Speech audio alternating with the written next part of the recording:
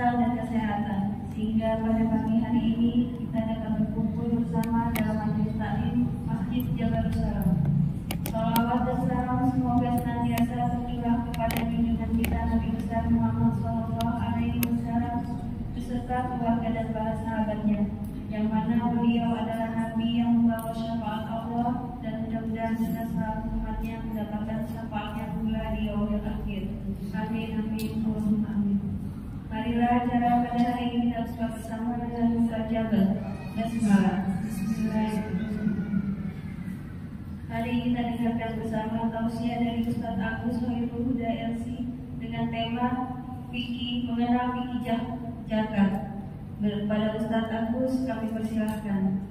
Bismillahirrahmanirrahim. Rabbi ishrah li sadri wa yassir li amri wahlul 'uqdatam min lisani yafqahu qawli. Amma ba'd.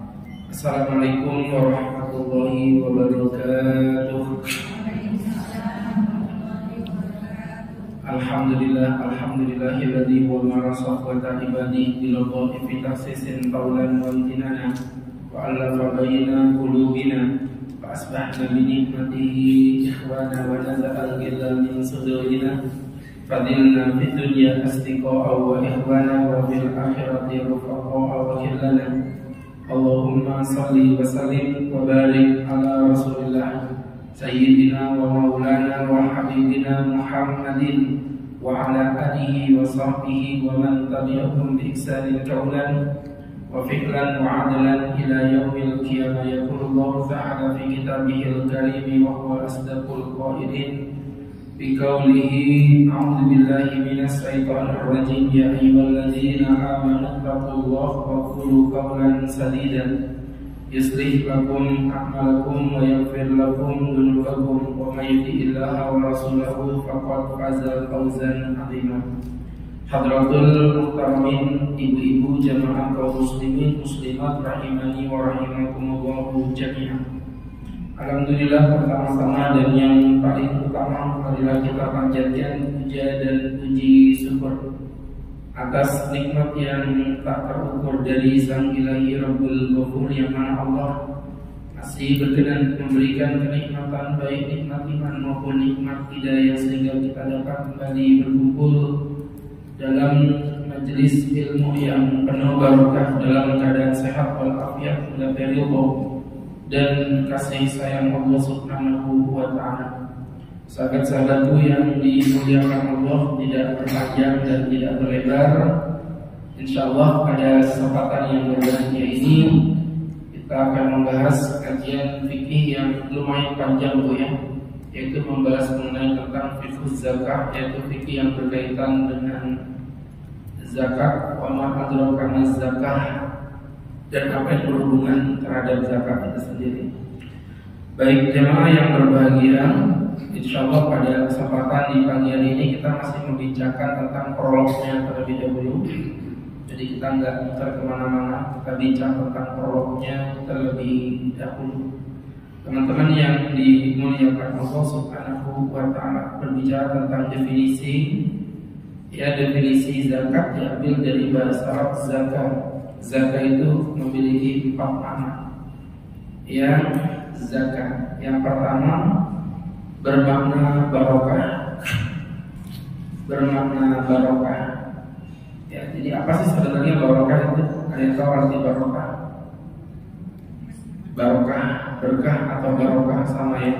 Sebenarnya sih ya betul barokah, tapi karena dari Indonesia kan jadi berkah begitu. Ya biasa itu kayak ziarah jadi ziarah, mayit jadi mayat, ya sama seperti mahram jadi muhrim, itu jadi plesetan bahasa itu biasa seperti itu. Sama yang tadi barokah jadi berkah, ya berkah. Apa barokah itu artinya? Ada yang tahu ya? Apa? Oh nggak ada. Saya pikir jawab tadi nggak ada. Kalau nggak ada masa dijawab itu diem aja udah paham saya, berarti kalian tahu. Baik teman-teman yang berbahagia, barokah itu artinya adalah aziyadah al-khair al-mu'abbad, kebaikan yang bersifat forever ya. Kebaikan yang bersifat forever. Kenapa begitu Pak Ustadz? Karena ada kebaikan tapi sifatnya cuma sementara. Itu berarti bukan barokah. Disitulah bedanya berkah dengan istidraj ya. Ya sering kita lihat ada orang melakukan kebaikan, makin hijrah, hidupnya makin lapang, kita nyebutnya barokah. Tapi ada orang ahli maksiat, Masya Allah Pak Ustadz, makan riba kerjaannya, rentenir tulen, ya, tetapi ternyata hidupnya berkelimpahan harta. Ya, itu disebut dengan istidraj. Ya, sanastadrijuhum min haitsu la ya'lamun. Kami akan mengistidraj mereka sehingga mereka tidak menyadarinya. Jadi kalau ada orang riba kemudian kaya raya terus dia bangga, ketawain aja, sekaya apa antum dibandingkan Fir'aun? Ya Bu ya, sekaya apa Anda dibandingkan Fir'aun? Fir'aun jauh lebih kaya dari Anda. Sekaya apa Anda dibandingkan Korun? Korun lebih kaya daripada Anda. Tapi lihat endingnya, Fir'aun tenggelam di dalam lautan, sedangkan Korun tenggelam di dalam tanah bersama dengan hartanya terpendam di dalam tanah. Saking banyaknya emasnya Korun, sampai hari ini dia penuh duit di dalam tanah, nyebutnya harta karun. Itu Korun sebenarnya. Orang Jawa suka mengumpulnya susah. Hartanya siapa Mbak Yu? Hartanya karun, maksudnya Korun. Jadi ibu yang berbahagia bersadar gue. Saya aja baru ngarang ya. Jadi teman-teman yang dimuliakan Allah Subhanahu wa taala, jadi pelajaran untuk kita bersama itu tadi yang disebut dengan ya barokah adalah kebaikan yang bersifat langgeng. Saya ketepatan nggak pernah pakai pesugihan, tapi sering ketemu orang yang biasa pakai pesugihan. Sama aja nggak pernah makan babi, tapi kumpul dengan orang yang dulunya gemar makan babi. Kayak teman-teman mu'alaf itu kan cerita gimana sih rasa babi itu seperti apa. Saya juga nggak pernah berzina, tapi saya sering ketemu pelacur taubat yang menceritakan pengalaman masa lalunya dalam perzinahan itu. Jadi teman-teman yang sampai ada yang nyeletukkan, buat ini aja YouTube, channel YouTube khusus curhat. Ya begitu, sampai ada nyeletuk itu karena Ustaz juga sering dari curhatnya orang. Buat aja channel YouTube, misalnya curiga, curhat dan hijrah bersama muda-muda misalnya. Jadi ibu yang namanya sikap kita, teman-teman yang berbahagia yang dirahmati Allah, ya nanti narasumbernya ya ibu-ibu yang banyak masalah di rumah tangga. Saya pakai topeng gitu ya. Jadi teman-teman yang berbahagia, saya pikir bagus juga ya, karena saya pikir betul banyak orang hijrah itu Bu yang pesugihan. Saya tahu loh Bu, jadi pesugihan itu gimana. Ada 4 orang cerita ke saya tentang pesugihan. Saya tarik garis titik samanya. Itu samanya ya kayak tadi itu, dienakkan di depan, belakangnya semuanya endingnya pasti gak ada. Ya ibu-ibu mohon maaf ini ceritanya tuh kalau cerita panjang, tapi yang jelas ada yang pesugihan dengan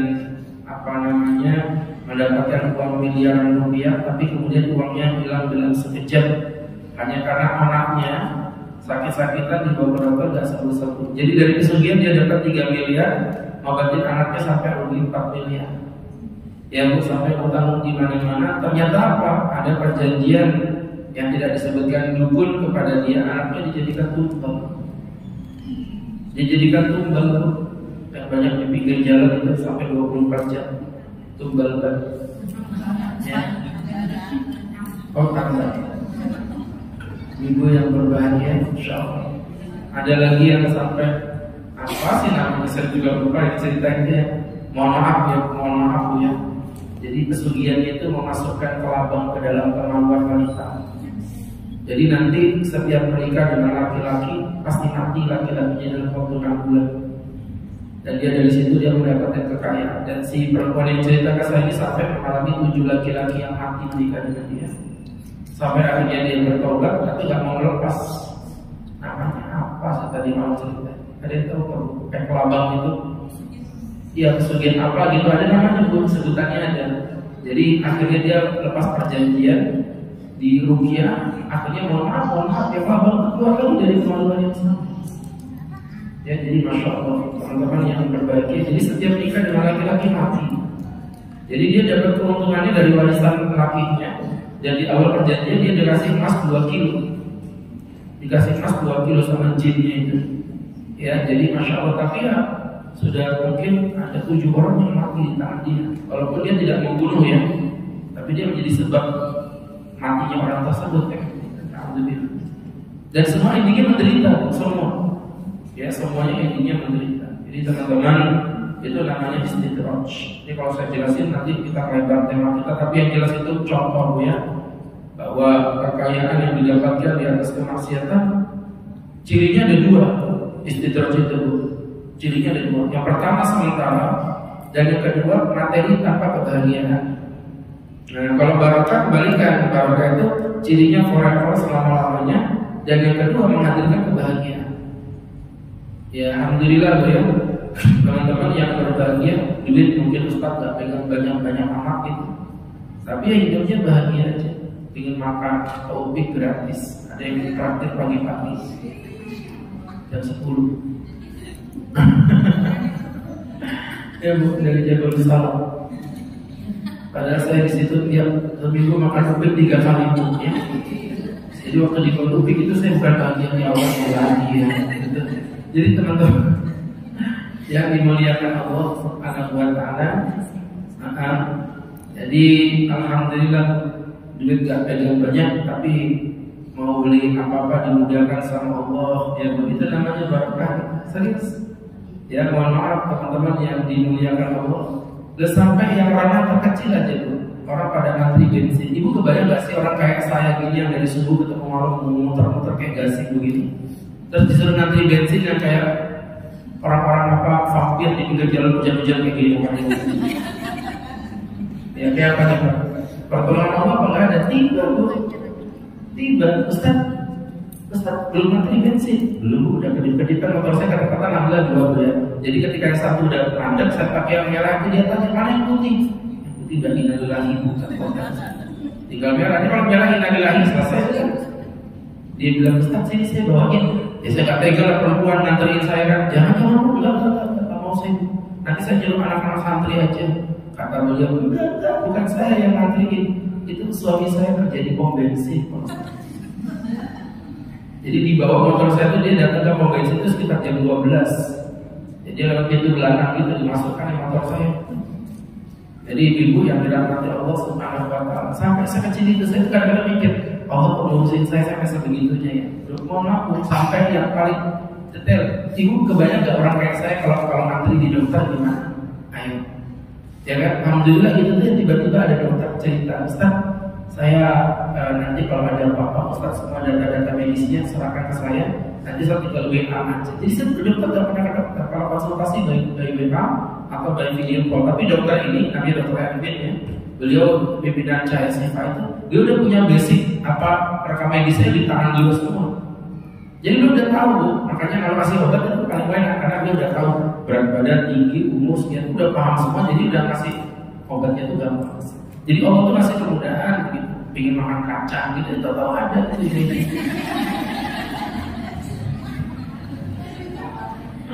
Ibu, pagi-pagi makan coklat. Yang semangat kalau pagi-pagi makan coklat. Makan coklat di pinggir jalan. Masuk hati bikin semangat. Apalagi aja cuma makan kacang.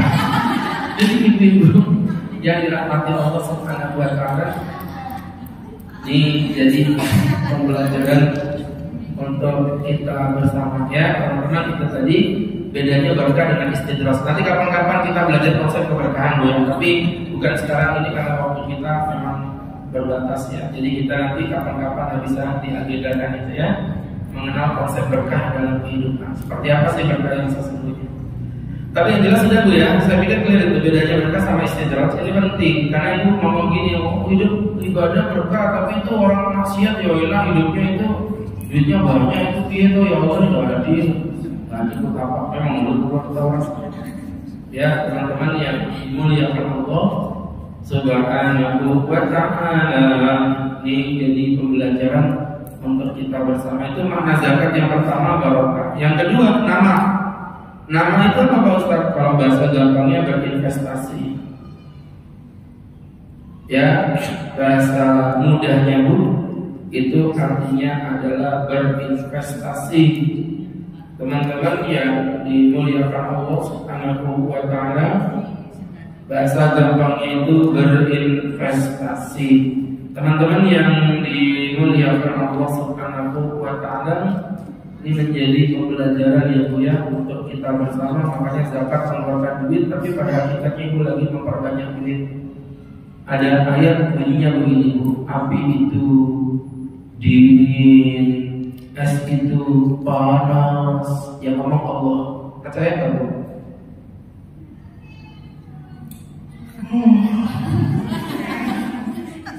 Yang ngomong Allah, bukan Ustaz. Allah yang ngomong. Ibu percaya kan? Nah, Ustaz yang nggak percaya sama kalian. Loh iya loh.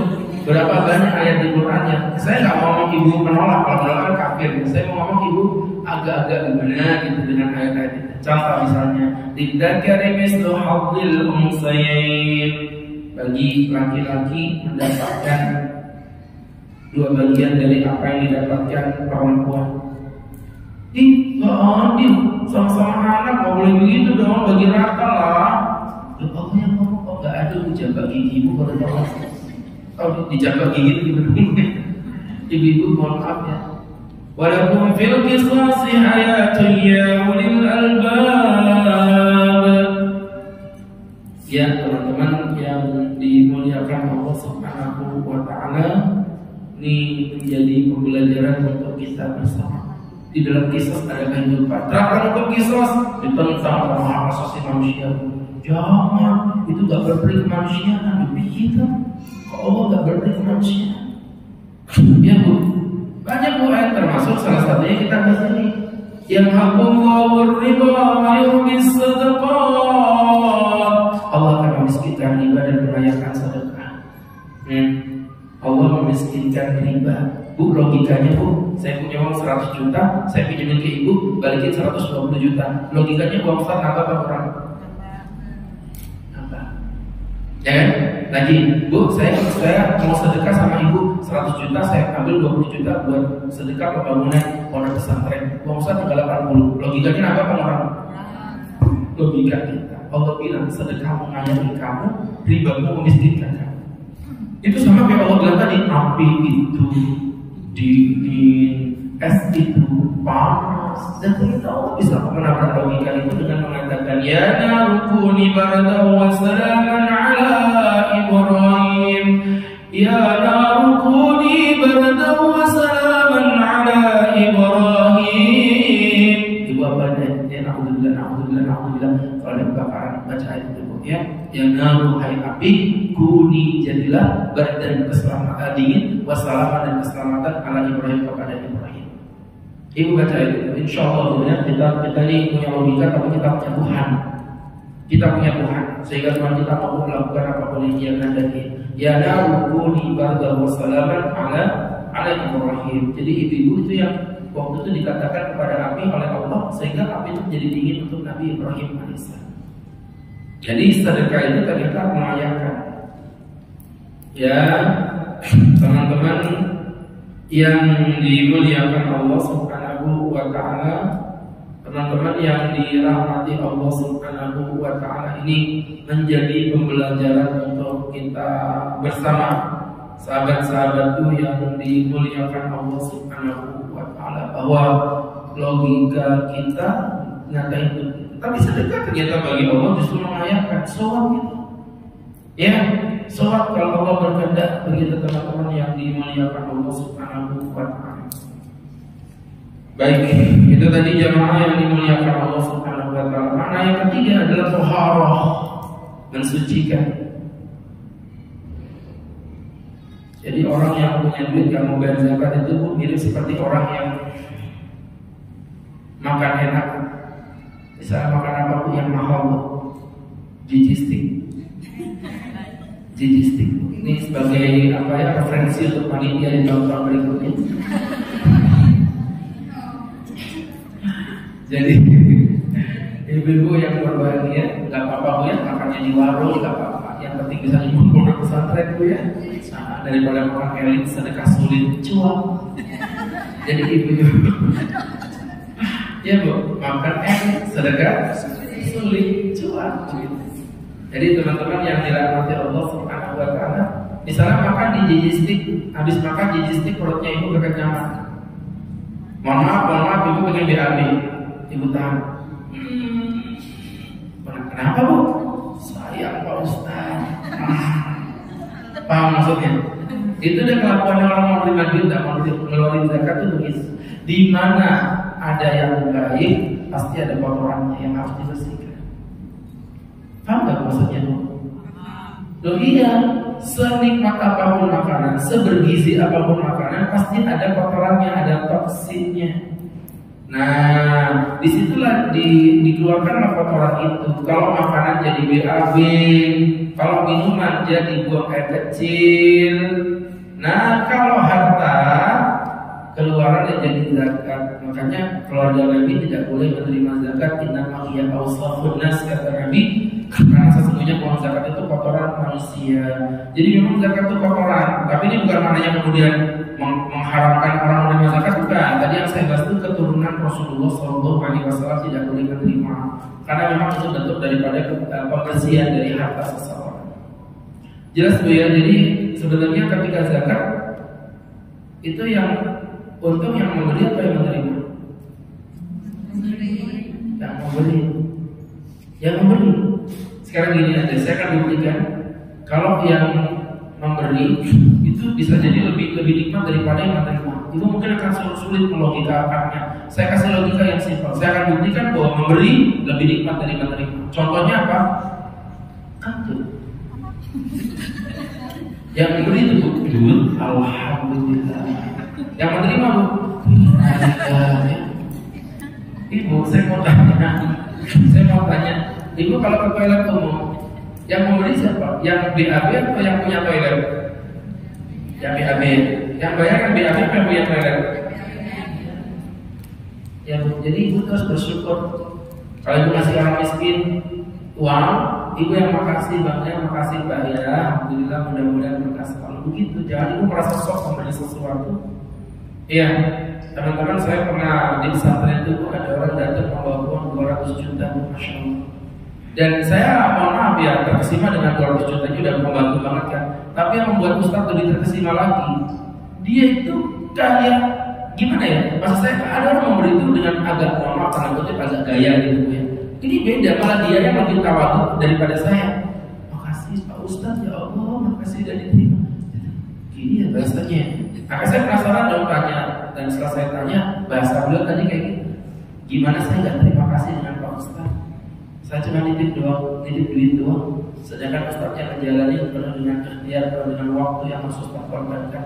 Jadi saya makasih karena harta saya sudah dijalankan di jalan Allah itu membuat saya jadi tergiur gitu. Sebenarnya dari cerita-cerita kayak begitu, Masya Allah. Ya, teman-teman, mindsetnya berubah Bu ya. Kalau memberi, kita makasih kepada yang diberi. Ibu kalau ngasih anak panti, ngasih anak duafa, anak yatim, Ibu upayakan sikap Ibu itu kayak orang yang berterima kasih kepada mereka. Supaya apa Pak Ustaz? Supaya hakikat makna sedekah sebagai penyuci tohara tadi yang kita bahaskan itu benar-benar ada di dalam zakat yang kita lakukan. Begitu jemaah. Kemudian berikutnya yang keempat, teman-teman yang berbahagia, sholat. Apa sholat itu Pak Ustaz? Sholat itu membenahi. Makanya siapapun yang punya hajat, entah ibu sakit, gak sembuh-sembuh, anaknya nakal, bandel, gak tobat-tobat, suaminya kekijilan, Kalau Injil mungkin agak kasar ya, lanji begitu. Lanji, cakadini, apalagi bahasa ini. Endel, apalagi kalau orang Bugis apa bahasa? Caleda, caleda. Jadi ibu-ibu yang dirahmati Allah Subhanahu wa Ta'ala, ya ibu-ibu yang berbahagia, ya pokoknya semisalnya lah ya. Maka mohon maaf ibu, sedekahin aja dengan niat hajat di dalam hati supaya ada islah, ada pembenahan agar suaminya tidak cewida. Ya, seperti itu teman-teman yang dimuliakan Allah. Itu tadi Bu, mana bahasa? Coba ngomongin bahasa aja sepanjang ini, Masya Allah. Jadi kesimpulannya ada 4 tadi ya, mana zakat, ada barokah, berkah, kebahagiaan, 2 nama bertambah. Artinya uang kita akan bertambah dengan zakat itu tohara bersih. Nanti uang kita makin clear, gak ada beban-beban sesuatu yang buruk di dalamnya. Dan yang ketiga, sholat menjadi pembenahan. Ibu kalau punya hajat apapun ingin membenahi keluarga yang tidak sakinah, keluarga yang punya masalah, maka ibu-ibu banyak-banyakin zakat, banyak-banyakin sedekah. Ibu niatkan di hajat hati ibu, mudah-mudahan penyakitmu hilang, anakmu jadi sehat, suamimu jadi solih, tidak lagi jadi suami yang cahaya. Begitu. Ya teman-teman yang dirahmati Allah Subhanahu wa Ta'ala. Kemudian berikutnya definisi zakat secara syar'i, secara istilah. Tadi kan secara bahasa. Hissatul muqaddaratun, bagian tertentu.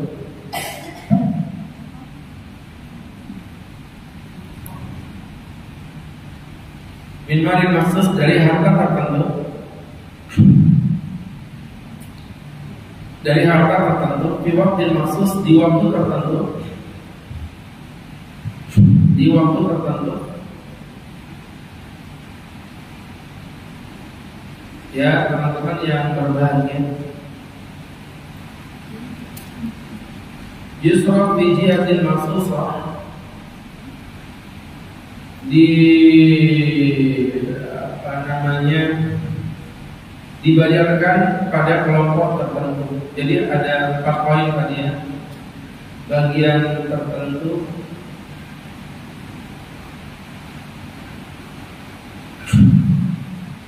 dari harta tertentu, di waktu tertentu,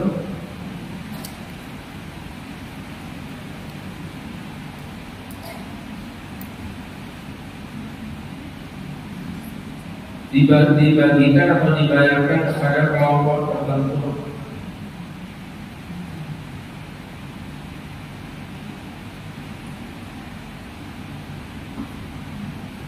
Baik, kita akan bahas satu persatu ya.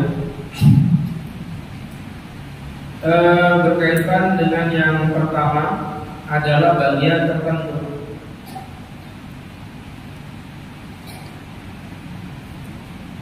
Untuk bagian tertentu berarti menunjukkan bahwa zakat ini ada aturannya. Dari apa yang dikeluarkan, nggak boleh sembarangan. Ibu kalau punya uang mau sedekah bebas terserah ibu. Tapi kalau zakat ini dia ada aturan dulu. Ya nggak bisa sembarangan.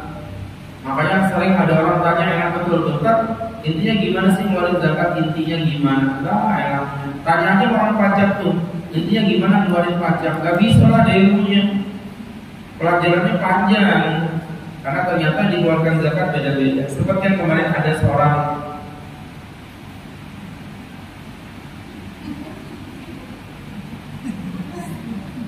kemarin sempat viral, dia bilang, ini kalau orang Islam itu ibadahnya jukir balik, ya pantesan susah masuk surga, cuma 2,5%. Kalau kami kan 10%, jadi kami nyanyi aja bisa masuk surga. Ya, apa jawaban saya? Anda belajar di kurang jauh. Islam tidak 2,5%, itu gak usah saya menjawab.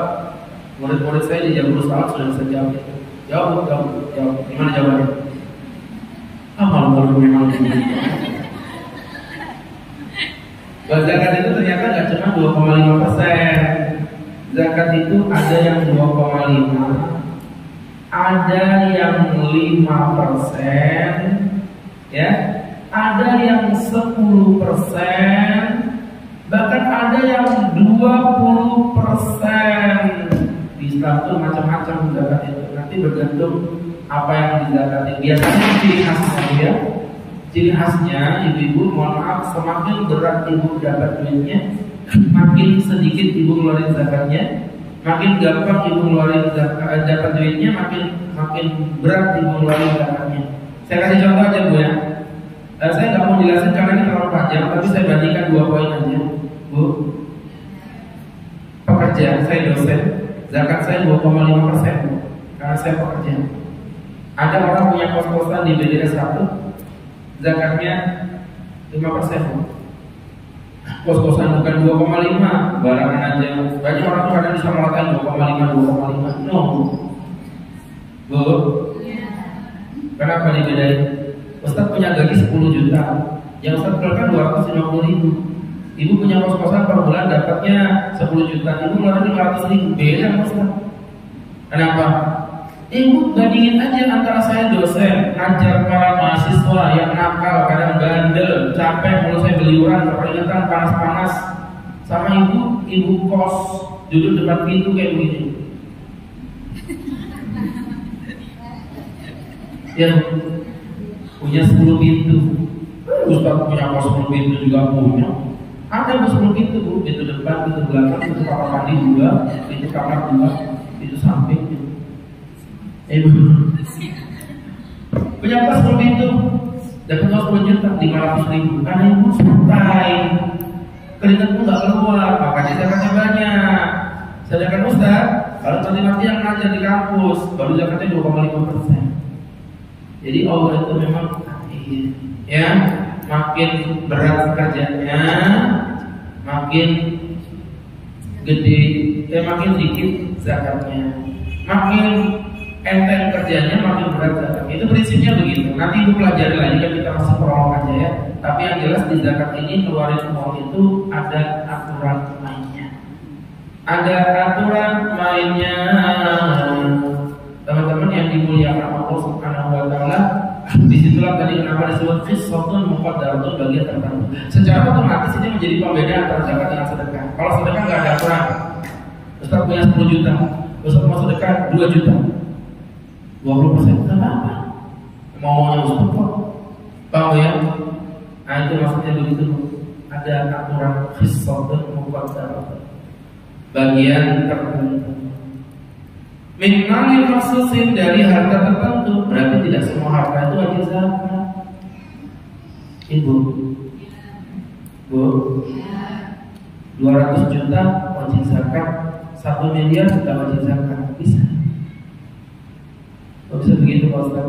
Contoh ya, emas 85 gram. Sekarang berapa harga emas?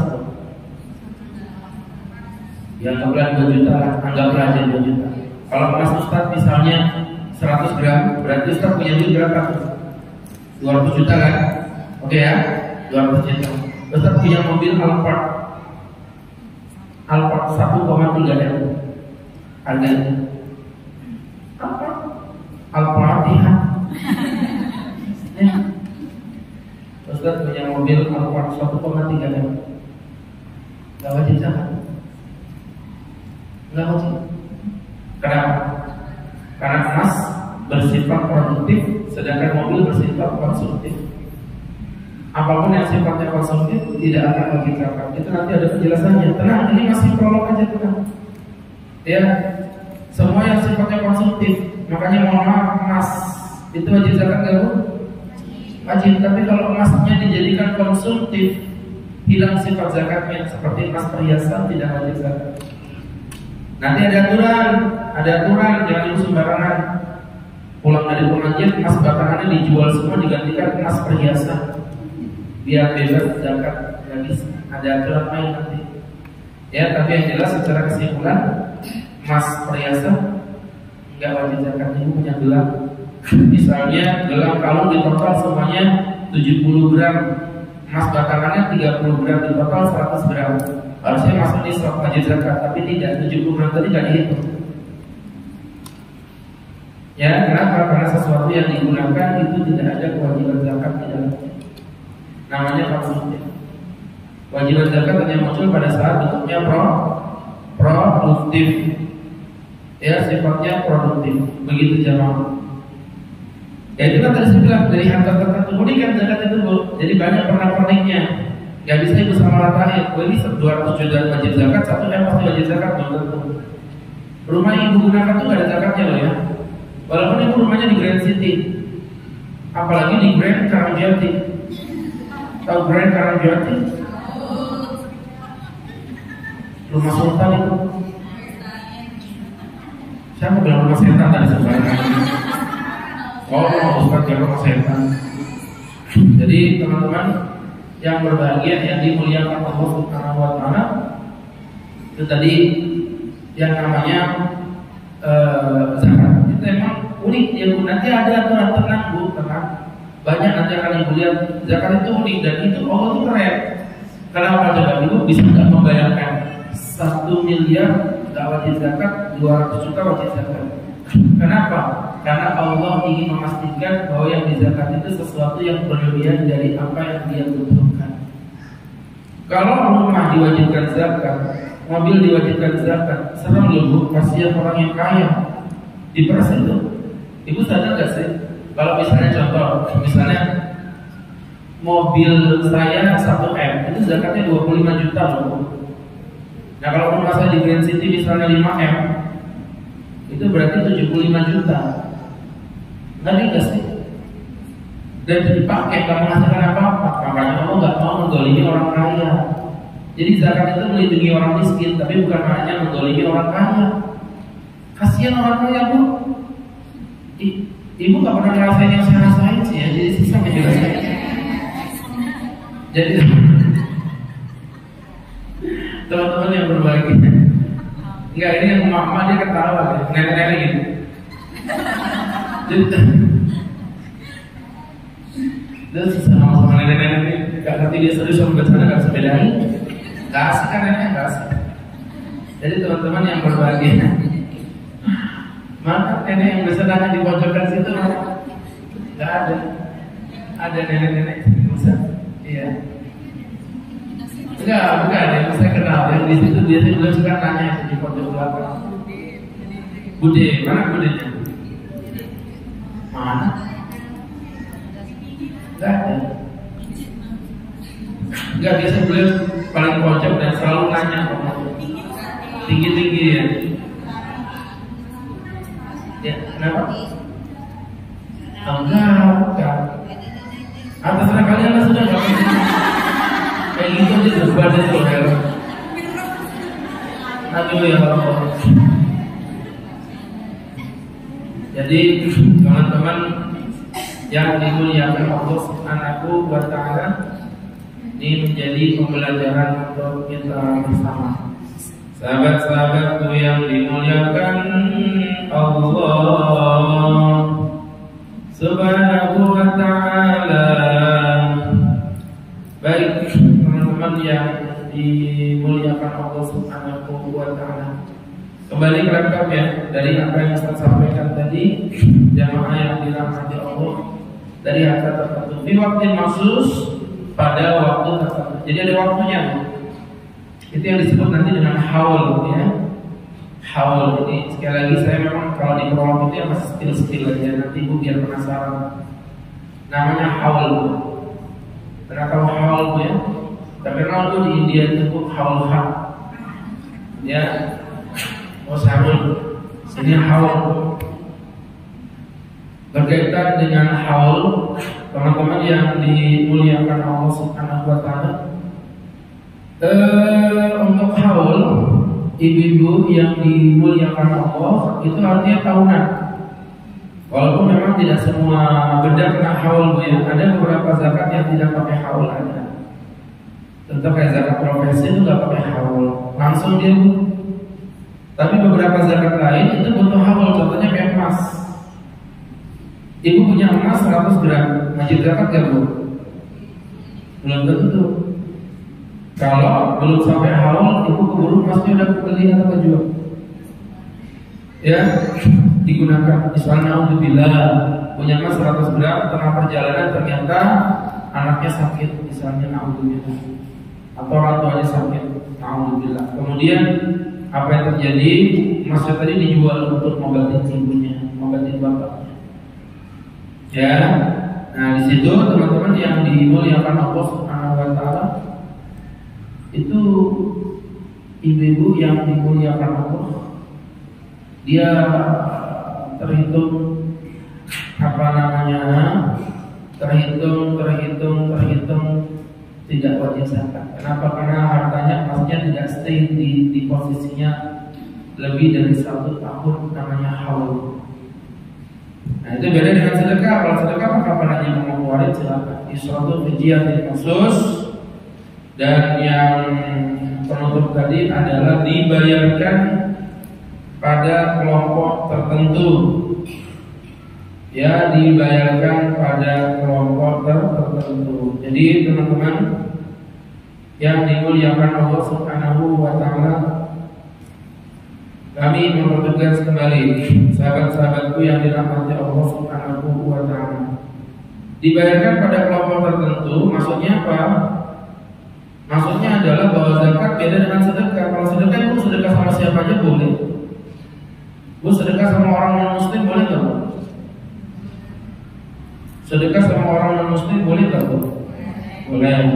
Sedekah sama orang kaya boleh nggak Bu? Boleh. Ustaz ngasih hadiah buat Pak Wali Kota gitu. Boleh, nggak apa-apa. Ustaz ngasih wali kota boleh, apalagi jemaah ngasih Ustaz itu jauh lebih boleh. Jadi ibu-ibu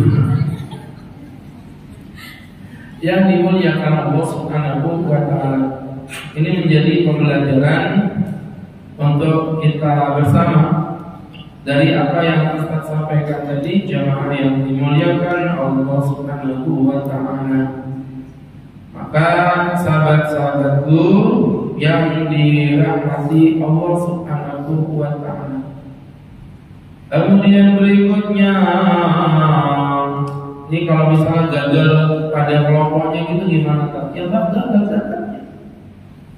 Zakatnya jangan sombong. Ibu bayar zakat tapi jangan gak bayar. Kenapa? Ya kayak tadi yang Ustaz bilang.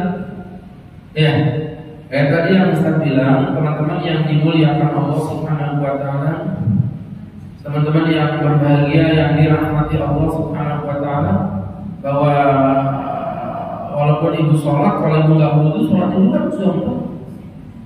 Walaupun ibu puasa, gak makan, gak minum seharian, gak ada gak makan, gak minum seharian, tetapi ibu menyengaja muntah, puasa juga jadi sia-sia. Ya mohon maaf teman-teman yang berbahagia, batal puasanya. Bulan berangkat haji mahal-mahal, semua ritual dikerjakan, belum nafar akhir, tiba-tiba berhubungan suami istri, ya batal. Haji batal, seakan-akan tidak berangkat haji. Begitu pula dengan zakat, walaupun semua aturan yang dikerjain, tapi kalau ibu berikan kepada orang yang tidak berhak menerima zakat, maka zakatnya jadi zam, jadi nol. Makanya hati-hati kalau misalnya zakat itu pastikan masuk dalam 8 asnaf tadi. Ya, dalam 8 asnaf tadi, hati-hati, nggak boleh sembarangan. Kadang-kadang nggak, asal kasih aja. Ya, kasihkan saudara, walaupun saudaranya nggak masuk 8 asnaf, dikasih aja, dipaksakan. Itu nanti zakatnya jatuh tidak zakat. Itu makanya lebih sensitif lah. Nah, secara kita udah tahu dari 4 poin ini, mungkin secara umum tak bisa nggak dijelaskan biar lebih clear lagi bedanya zakat dengan sedekah. Jadi gini Bu, kalau ibu mau tahu bedanya zakat dengan sedekah, saya lebih suka membagi secara secara detail. Jadi judulnya itu sedekah. Judulnya sedekah, kata kuncinya. Nah, sedekah ini dibagi 2. Ada sedekah wajib, ada sedekah sunnah. Ya saya ulangi, ada sedekah wajib, ada sedekah sunnah. Nah, sedekah wajib, ibu-ibu yang dirahmati Allah, sedekah wajib itu yang disebut dengan zakat. Itu yang disebut dengan zakat. Sedekah sunnah itu yang sebutannya bergantung siapa objeknya. Saya akan bahas satu-satu dulu. Yang pertama, sedekah wajib disebut zakat. Makanya jangan heran di Quran itu ada beberapa kata sedekah tapi bermakna zakat. Contoh, inna sadaqatu lil fuqara wal masakin. Sesungguhnya sedekah itu diperuntukkan untuk fakir, miskin, amil. Padahal kita tahu fakir, miskin, amil, gharib itu adalah zakat. Kenapa zakat menggunakan bahasa sedekah? Ya karena memang zakat itu sedekah. Anaknya sedekah wajib itu disebut zakat gitu loh. Nah, adapun sedekah sunnah itu tergantung siapa objeknya. Kalau objeknya orang miskin, maka disebut sedekah. Gitu.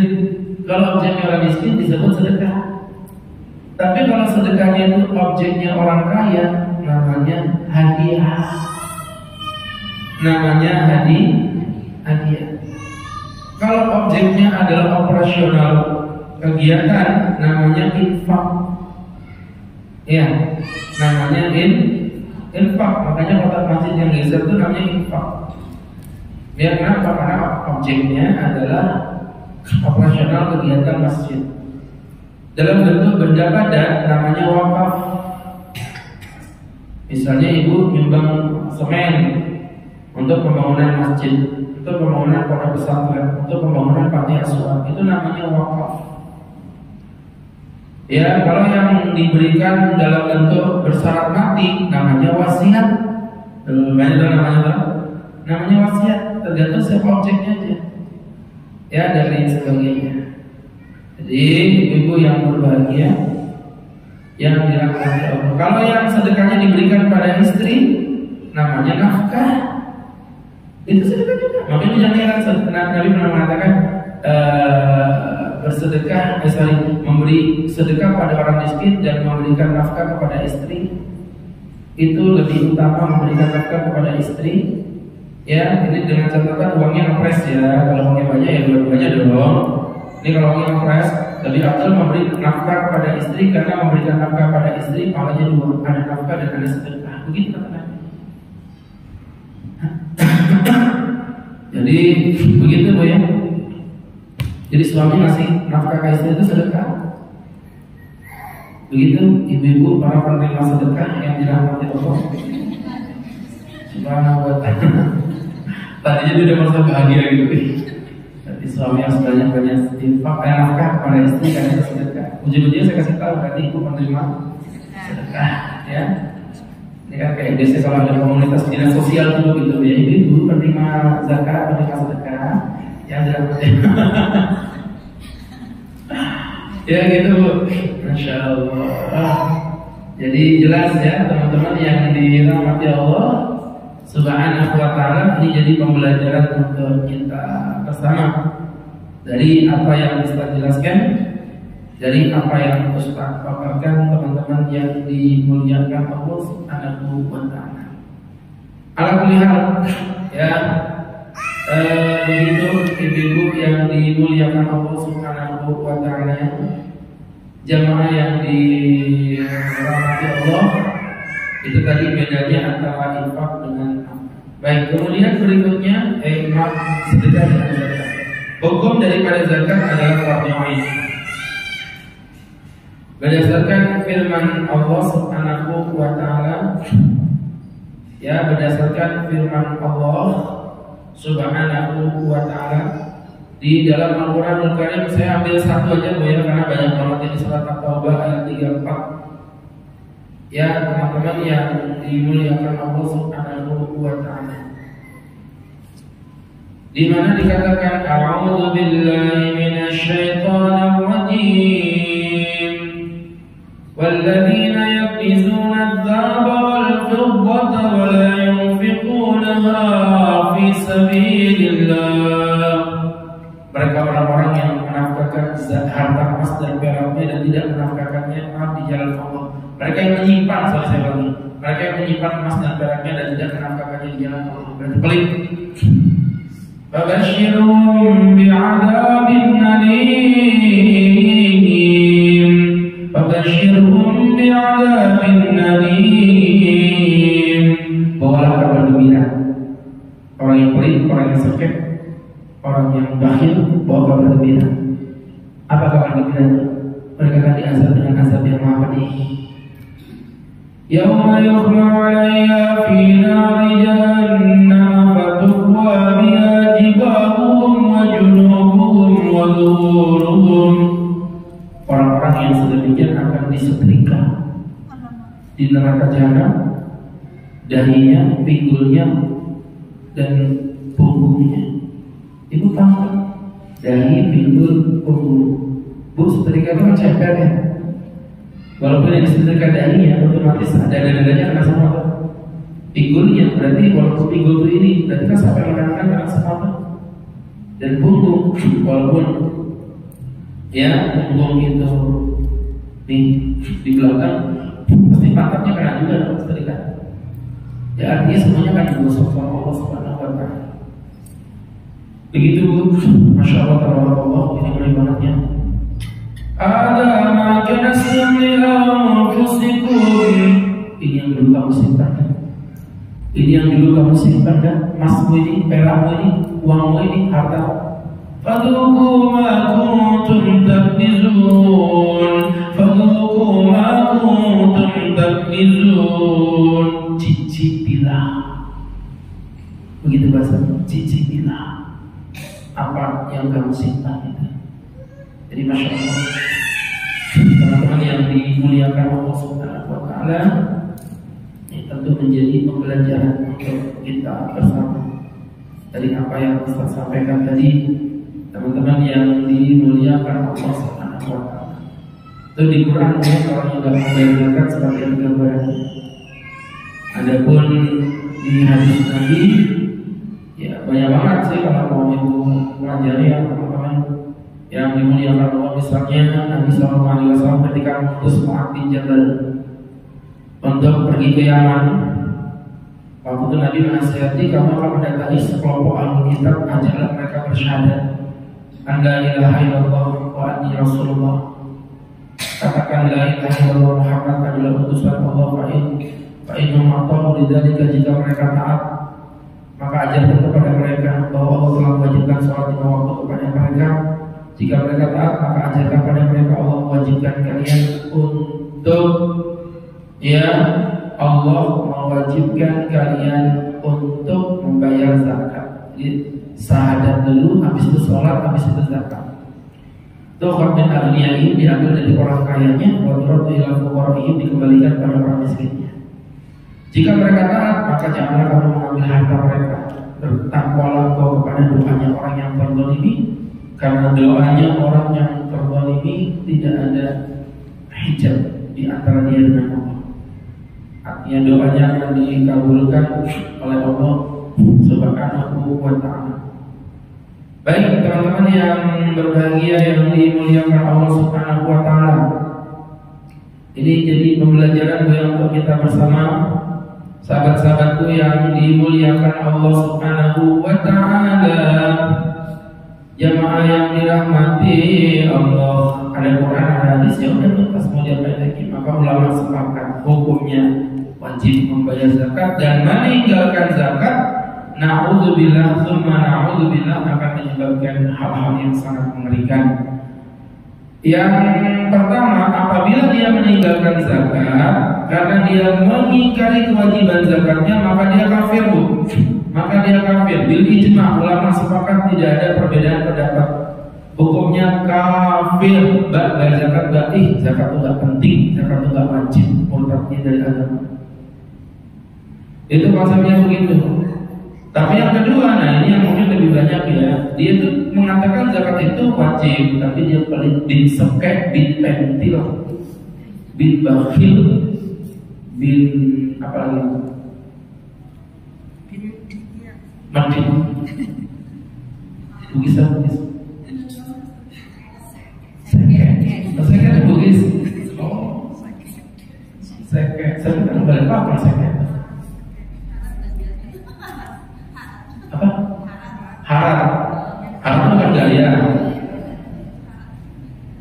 Haram itu bahasa Kutai kan ya? Oh gaya, apa artinya? Pelit. Gaya kalau yang saya tahu haram itu Harap benar gitu biasanya gayanya banget gitu. Terserah kalian.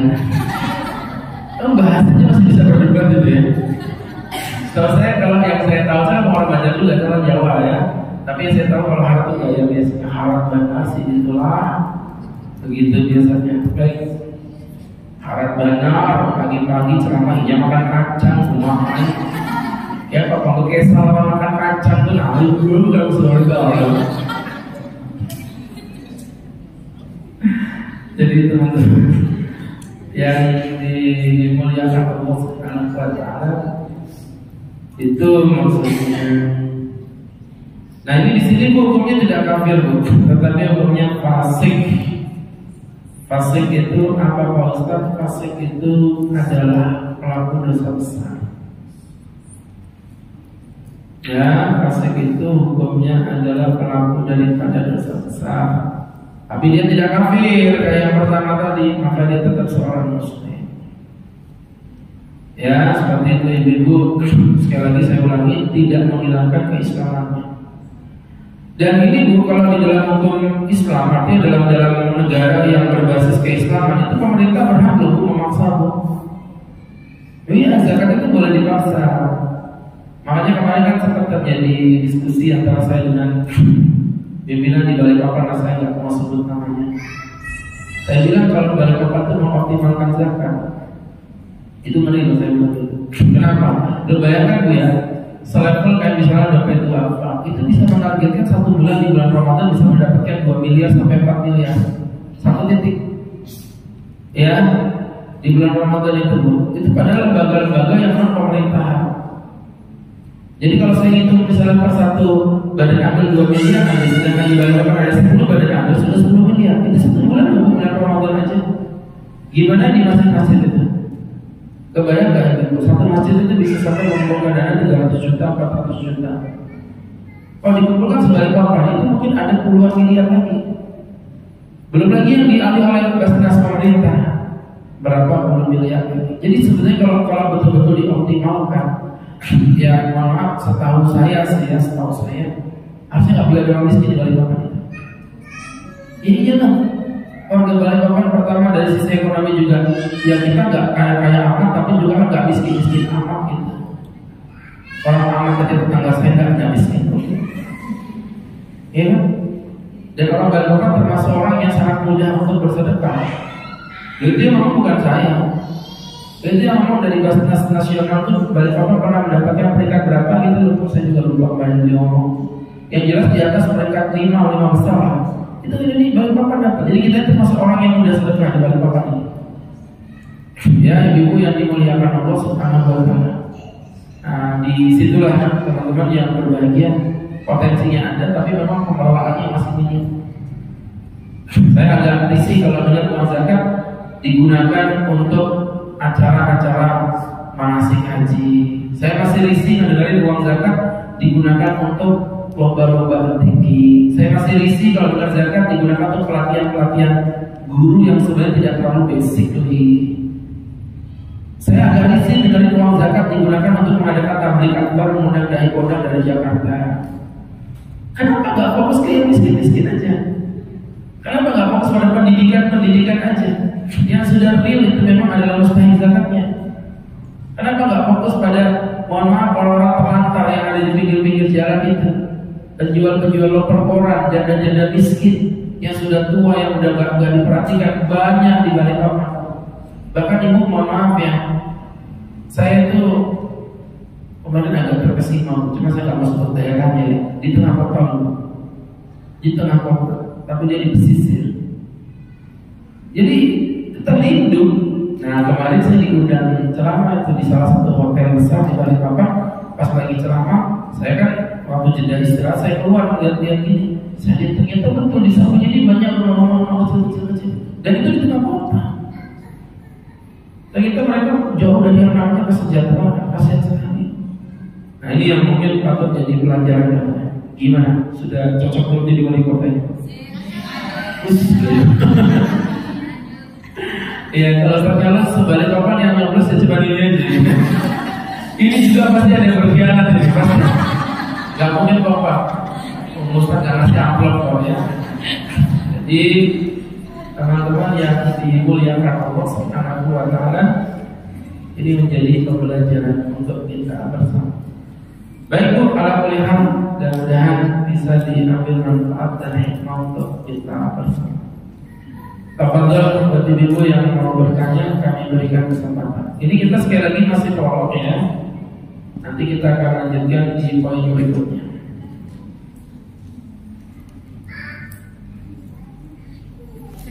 Silakan Bu. Ibu yang mau bertanya, silakan.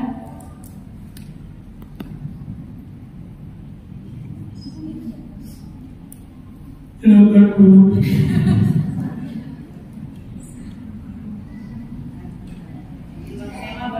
Boleh banget lah. Kayak baru kenal aja Ustaz.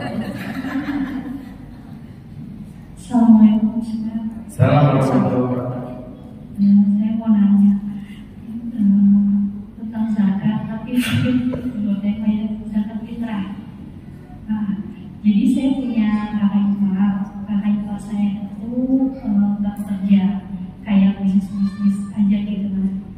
Terus gimana ya, bisnis tapi nggak pernah ada kerjaannya sih gitu. Bisnis apa? Ya tapi pokoknya dia dikerjain proyek tapi nggak pernah, intinya susah gitu. Maksudnya bisnis tapi dia miskin. Oke, unsur suka rugi lah istilahnya. Iya, nggak ada yang jalan lah usahanya. Oke, paham sudah. Terus istrinya juga kerja laundry. Jadi waktu itu pas mau bagi zakat, pas kita mau zakat fitrah tuh, jadi mertua itu pada ngusulin buat zakat ke beliau. Tapi salah satu ipar saya itu nggak ngizinin karena menurutnya keluarga saya, ipar saya itu, beliau itu nggak berhak untuk menerima gitu. Sedangkan keluarga saya maksudnya dia ini kan susah banget lah, ada rumah aja nggak bisa bayar, diusir orang, pindah lagi. Nah kan jadi kita tuh kayak keluarga kayak dilema, mau bantu tapi katanya nggak boleh, tapi sedangkan kalau dari kondisinya dia butuh bantuan. Itu gimana? Baik, terima kasih Bu. Waalaikumsalam warahmatullahi wabarakatuh. Gini Bu ya, kita kalau lihat miskin itu bukan hanya sekedar melihat dari tampang. Ibu percaya nggak Bu, ada seorang pebisnis cerita ke saya bahwa dia memiliki pendapat atau memiliki aset total perusahaannya itu ada 8 miliar dan dia berhak menerima zakat. Kenapa? Karena ternyata setelah kita coba hitung-hitungan dengan apa yang dia punya, utangnya dia itu ada sekitar 10 miliar. Pak Ustadz, apakah saya wajib membayar zakat ketika saya punya aset 8 miliar tapi saya punya utang 10 miliar? Saya bilang kamu bukan wajib zakat, kamu berhak mendapatkan zakat. Namanya gharim. Nah, ketika kita ada pemahaman seperti itu, kita akan lihat dulu datanya orang ini gimana, dia punya bisnis. Nah, sekarang kita lihat total asetnya berapa dari bisnis tadi itu. Karena kalau misalnya dia memang nggak punya uang tapi punya aset, dia juga disebut orang mampu, bukan disebut orang miskin. Paham ya? Jadi misalnya kan ibu nggak cerita tuh detailnya tadi dia punya bisnis apa. Kayak misalnya punya bisnis laundry dan ibu katakan, nah, dari laundry itu asetnya berapa? Karena ada orang pintar, dia nggak punya uang tapi punya aset, tapi nggak mau jual aset, terus kenapa jadi orang miskin? Tak bisa lah. Kemiskinan itu terjadi karena kelakuan sendiri berarti dong. Ada orang nggak punya kerjaan, tanahnya di mana-mana. Ada, saya punya saudara ipar begitu. Tanahnya beribu di mana-mana, tapi dia di PHK dari pekerjaan. Sekarang hidupnya pas-pasan. Dan saya kan ngomong gini, sekarang kamu kan punya aset yang dijual dong tanahmu satu, buat modal kamu jualan, supaya kamu bisa punya pendapatan. Kan di alasannya nggak punya pendapatan, paham ya? Nah setelah nanti memang dia punya aset, ya asetnya tadi dihitung berapa dengan jumlah aset yang dia punya dengan utang yang dia tanggung. Kalau memang min berarti dia boleh itu boleh terima zakat. Tapi kalau ternyata tidak, dia tuh nggak punya uang tapi masih punya aset, nggak boleh diberi zakat memang karena dia masih menjual aset yang dia punya. Paham ya? Nah kecuali kalau dia miskin dan dia memang nggak punya asetnya itu yang dia buat bisnis itu kan pakai dananya orang, berarti memang miskin pula dia Pak. Itu boleh menerima dana zakat. Itu emang keadaannya dicek. Nggak bisa kita generalisir dia nggak punya pendapatan, tapi dilihat-lihat dulu. Nggak punya pendapatan berdasarkan apa? Kenapa nggak punya pendapatannya? Apakah memang karena dia nggak punya aset atau dia punya aset tapi dia nggak mau jual asetnya? Begitu. Wallahu a'lam bishawab. Dan kalau menurut saya sih satu poin tuh ya, itu kan yang kita perdebatkan tadi bab zakat ya. Yang kita omongin tadi kan bab zakat. Kenapa dari keluarga tidak menggunakan bab sedekah yang lebih fleksibel dong? Kalau memang merasa ada keluarganya nggak punya, itu mungkin usulan Ustaz buat yang lebih aman. Kalau memang daripada debat tak karuan, ya diomongin aja, ya mas gini aja lah. Mereka ini kan, beliau ini nyata real nggak punya pendapatan sekarang ini. Gimana kalau gini aja, kita berunar, ya sampai terkumpul uang 10 juta buatkan ronggong bakso, suruh dia jualan yang nyata-nyata aja. Nanti sambil kita awasi, kalau nggak benar kita cabut lagi ya. Mungkin bantu. Yang penting gimana keluarga ini terangkat dari kemiskinan. Begitu. Baik, ada yang lain?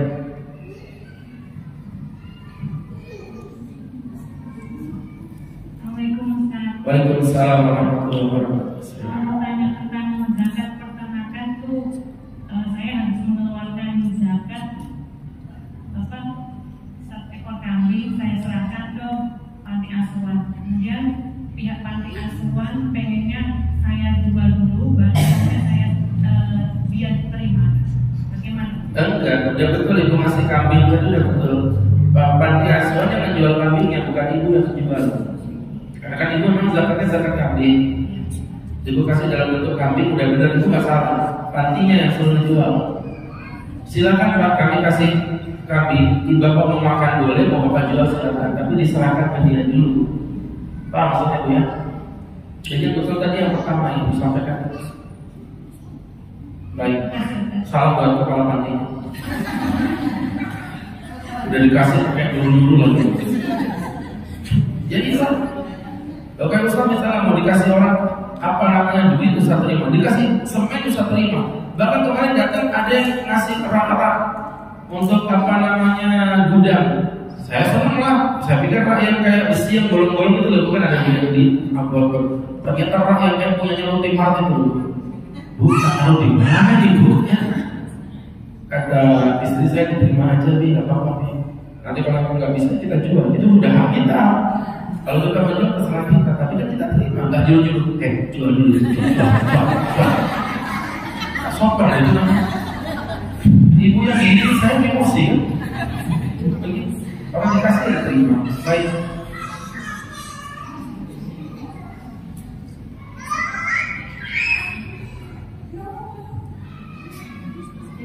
Ada yang bertanya lagi? Monggo.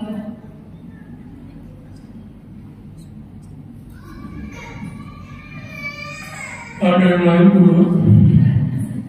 Saya mau makan kacang ya. Baru pertama saya selama dikasih dengan kacang.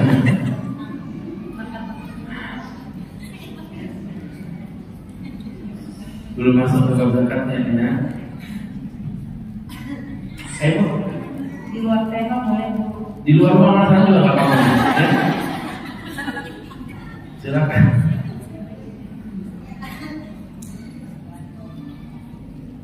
Lima, 4, 3, 2, 1, 0,99. Masih lama Ibu. Maksudnya buru-buru deh. Kayak mau jalan-jalan gitu ya. Kalau tidak apa ke Living Plaza mau makan di jajan. Jangan mahal.